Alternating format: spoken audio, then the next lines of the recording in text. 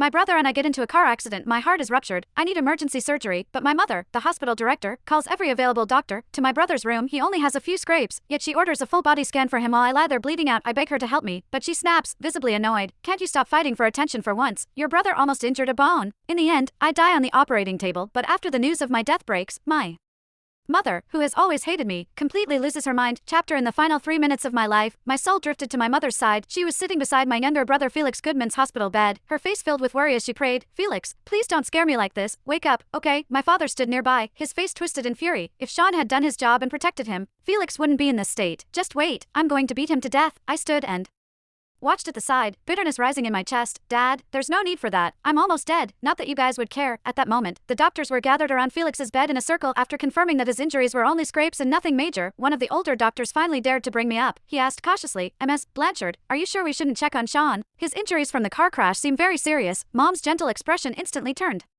into one of disgust as she roared, "What's he trying to pull now? Playing dead? Doesn't he realize what he's done to his brother?" I stared at her, stunned, though my heart had already stopped. It still somehow throbbed with pain. I was their son, too. Did they really not care about me at all? Suddenly, Mom picked up her phone and dialed my number. A nurse brought the phone to my ear, and instead of hearing the concern I had hoped for, all I heard was contempt. "Sean Goodman, when are you going to crawl out of bed and apologize to your brother?" My heart instantly turned cold as whatever hope I had left withered away. Of course, she never cared about me, come to think of it. When I was first brought into the hospital, I had begged Mom to save me, but all she said was, "Do you have to fight for attention even at a time like this? Don't you realize that your brother nearly broke a bone?" Then, she turned and walked away without a second glance, taking the entire medical team with her to tend to Felix. How could she have the capacity to love me? The nurse, unable to bear it any longer, took the phone and said, "Ms. Blanchard, Sean can't hang on much longer." But Mom, still convinced that I was faking it, let out a mocking laugh. "How much did that brat pay you to act along with him? I can't believe he's capable of something like this." Just as she finished speaking, Felix, who had been acting unconscious the whole time, finally woke up. He faked a weak voice and asked, "Mom, Dad, how's Sean?" As Mom looked at the obedient, considerate Felix lying on the bed, her expression twisted into even deeper contempt. "Sean, why can't you be more like your brother? He's hurt because of you, and yet he's still worried about you. If you don't get here in the next 3 minutes to apologize, don't bother ever showing your face to me again." She then hung up, her chest heaving with anger. Dad, standing beside her, looked clearly displeased. Why bother